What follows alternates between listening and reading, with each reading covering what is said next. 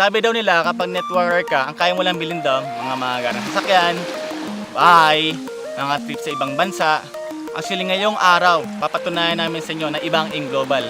Dahil ngayong araw, meron isang bata, ang pangalan Janvi San Juan, bumili ng isang beach resort sa Palawan. Ang malupit dito, kung saan nag-shoot yung Survivor, ayun lang siya, katabi lang namin. You would not believe your eyes if 10 million fireflies lit up the world as I fell asleep. Nag-start kami sa AIM Global, dito kami nagkakaroon ng seminar, sa garahe lang. Nung tinuloy ko siya, after 9 months, lahat ng hirap ko, lahat ng pagod ko, pinayaran ng AIM Global. Ako yung pinakabata na kaplan ng US, ng libre. At the age of 20, na-hit ko yung first million ko sa AIM Global. After 2 years, nagkaroon din akong 2 sasakyan. Dahil sa AIM Global, nagkaroon na rin akong sariling bahay lupa sa Tagaytay worth 8 million pesos. After 4 years, ngayon, may sarili namin building dito sa Palawan para sa mga nag-AIM Global. Dati-rate, yung magulang ko hindi naging proud sa akin kasi di pa ako graduate, so baksak pa yung mga grades ko. So, dahil sa AIM Global, lahat na bago. Dahil last year, umakit ako stage, ako yung top 6 ng AIM Global. And ako yung nakakuha rin ng pangatlo sa pinamataas ng profit sharing. Kasi simula ako sa AIM Global, ito pa yung brochure noon.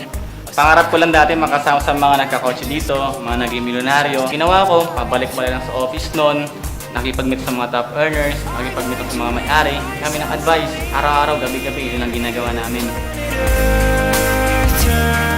Naalala ko yung buhay ko dati. Although lang, napakalayo kung compare ngayon. Kasi naging global ako, lahat ng gusto nakuha ko na. At the same time, pinangmasap dito. Hawak ko yung oras ko. Tapos kasama ang pamilya ko habang kumikita ako.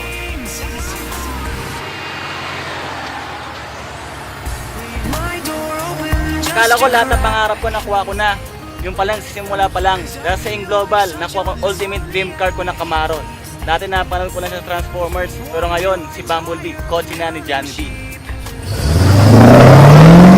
Kumita lang 10,000, 15,000, tuwang-tuwa na ako.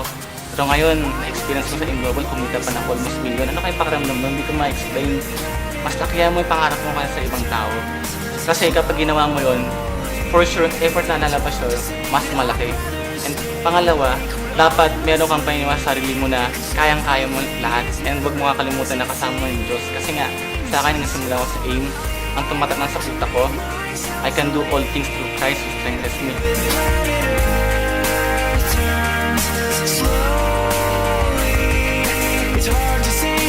Guys, imagine mo, ito resulta lang to na 5 years na non-stop na trabaho ko.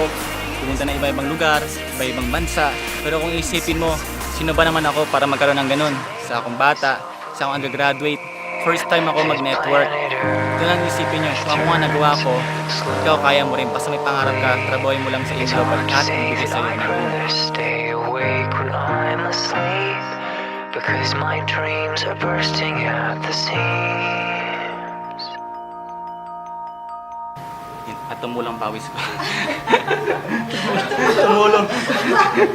Tumutulong pawis ko. Pero may cut yun, di ba doon? Oo.